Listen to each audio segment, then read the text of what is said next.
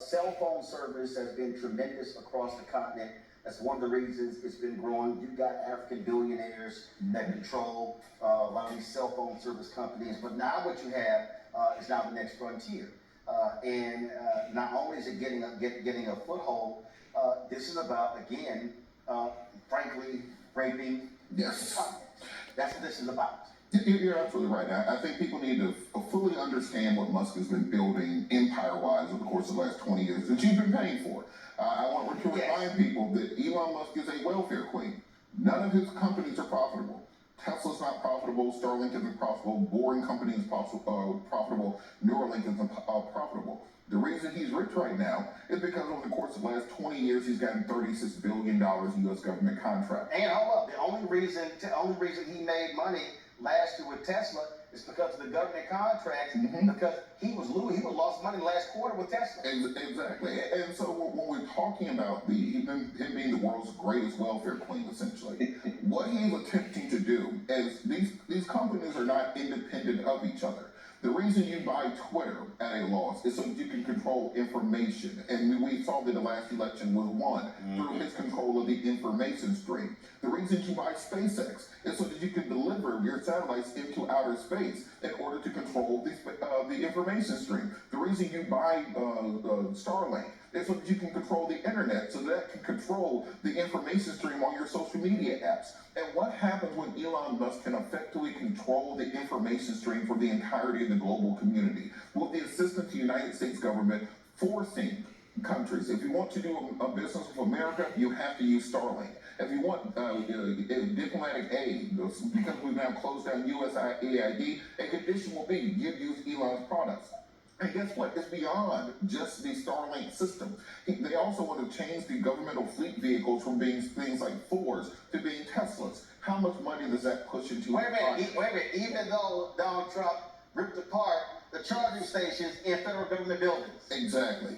Because those charging stations were under regulations that all EVs had to use them. Now with Elon Musk, now you can put in a new federal regulation that will just be using Elon Tesla charging stations. They want to use the Boring Company to build underground high-speed rail networks that will be controlled by Elon. And very little regulation.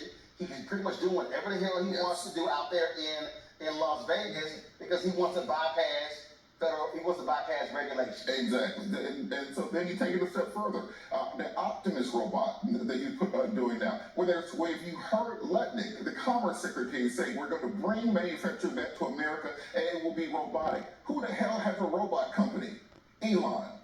And you want to look at the Neuralink program, where it's going to be doing brain implants, so we'll be able to help people interface. Guess what else that we'll be able to do? You'll use his Starlink satellites to connect to the chip that he's putting in people's brains.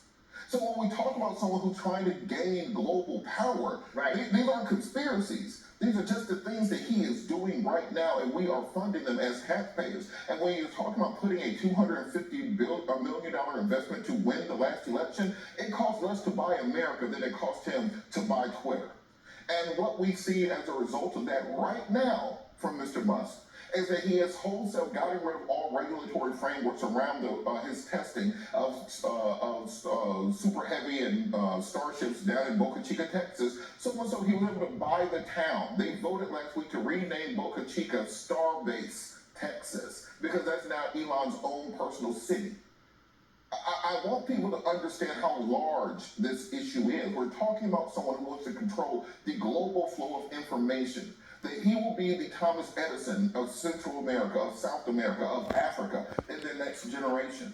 He already is the only foreigner who has a gigafactory in China, in Shanghai. No American manufacturer has a car factory in China. It's against the law there. The only reason he has that is, well, now China is using SpaceX, very similar SpaceX rockets for their own space program. He does not pay attention to global lines. He does not have to follow global regulation.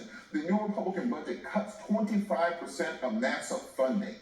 What happens when NASA can't afford to send their own rockets into space? They have to rent rides on his own rockets to go into space. So we will now be dependent on Elon for our entire national space programs. We have to look at these things from the macro and understand this isn't just about what's going on in the Gambia or what's going on in South Africa. This is about a group of billionaires attempting to have full global control for the next 100 years. Reese, you cannot let this Tony Stark, what was the Kingsman's, what was the role Samuel Jackson played in that movie? Like, literally, you cannot let this deranged man have this much power. African nations must resist with everything they've got. They have to, because, you know, this man is dangerous. He's dangerous to the world order, and it's really, really disgusting. There is no other American in this world where the United States government has decided that their business interests outweigh the interests of everybody else in the world, where they've decided that they're going to put the weight of the United States government behind one specific business that one person benefits from more than anybody else. And to Robert's point, this isn't even a meritocracy. He's not even a person who's particularly talented. He himself is not the originator of this technology. He manages to hire some smart people, yeah.